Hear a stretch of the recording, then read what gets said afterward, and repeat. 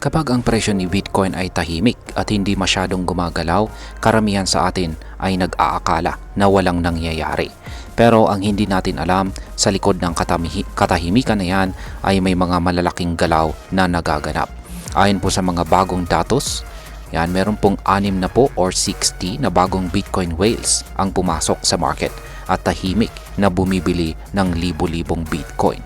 Ang tanong ngayon ay bakit? Ano ang alam nila na hindi pa natin alam? At higit po sa lahat ay anong epekto nito sa atin bilang mga Pinoy crypto traders at investors ni Bitcoin dito sa Pilipinas. Kaya, ayan, bago po tayo magpatuloy ay pakibasa na lamang po muna ang disclaimer dito sa ibaba ng ating screen. Ren, simulan po natin sa unang katanungan kung ano po ang ibig sabihin kapag sinabing whales dito sa mundo ng crypto. Yan, dito sa mundo ng crypto, ang tawag po sa mga investors na may hawak ng napakalalaking halaga ng isang asset ay whales or sa ating wikang Filipino ay balyena. Yan, pero mas gamitin po natin ang whales na lang. Para bang sila ang mga higanting isda sa isang dagat ng maliliit na traders. Kapag kumilos po ang isang whale, kayang-kaya nilang baguhin ang daloy ng market. Ngayon ay base po sa data mula sa Glassnode, may 60 na mga bagong whales na pumasok simula pa noong March.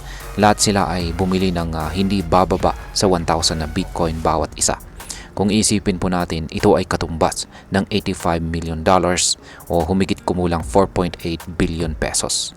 At hindi pa dito nagtatapos ang kwento. Ngayon ay bakit po ngayon bumibili ang mga whales kahit mababa ang presyo ni Bitcoin? Ayan, simple lang po ang sagot. Nakikita nilang undervalued o mura po itong si Bitcoin sa kasalukuyan nitong presyo.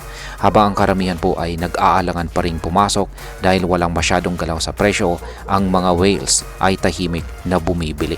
Para bang may alam sila na hindi pa natin nakikita. Si Bitcoin ay halos hindi gumalaw nitong mga nakaraang linggo. Umangat lamang po siya ng 1% sa loob ng isang buwan. Pero sa kabila nito, tila may mga sinyales na malapit nang magkaroon ng shift sa sentiment. Ibig sabihin ay posibleng umangat ulit ang halaga ni Bitcoin kung magpapatuloy po ang accumulation. Ngayon ay paano naman po natin malalaman kung may malalaking galaw sa likod ng market? Isa po sa mga indikasyon ay ang pagbaba ng capital inflow sa buong crypto market. Ayon po sa datos, mula po sa $8.2 billion ay bumagsak ito sa $2.38 billion. Ibig sabihin ay kaunti na lang po ang perang pumapasok sa market. Pero kahit ganito, si Bitcoin ay nananatiling sentro ng atensyon dahil po sa pagpasok ng liquidity mula sa mga whales. Kapag kaunti po ang pera sa market at may isang asset na patuloy pa rin tinatayaan ng malalaking players, malaki po ang posibilidad na ito ang unang aangat kapag bumalik ang kumpiyansa sa market. Ngayon ay sino pa ba ang mga bumili bukod sa mga whales? Ayan, hindi lang ang mga bagong whales ang kumikilos. Ayan, ayon po sa balitang ito ay may isang malaking whale na tinatawag na Abrasas Capital Management. Ayan. Aktibo po silang bumibili ng Bitcoin nitong buwan ng April. Mula po sa $2.8 million ay umabot na po sa $253 million ang hawak nilang Bitcoin. Bukod pa rito ay may hiwalay din silang wallet na naglalaman ng 43 million na LBTC or liquid Bitcoin. Kaya ang laki ng investment na ito at nagpapakita ng matinding paniniwala sa future ni Bitcoin. Hindi lang ito simpleng speculation, mukhang long-term play ito ng mga institution.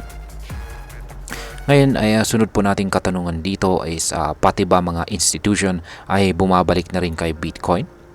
Ang kasagutan po sa katanungan na ito ay oo at ito ay isang napakahalagang sinyales. Ayon pa rin sa analysis ay bumagal na ang pagbebenta ng mga institution. Sa katunayan ay nagkaroon na po ng net inflow o dagdag na pera sa mga Bitcoin ETF.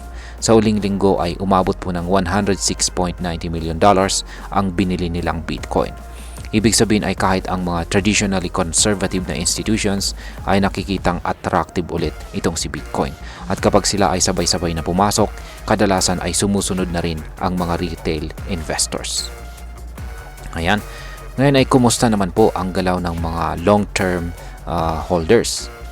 Ayan.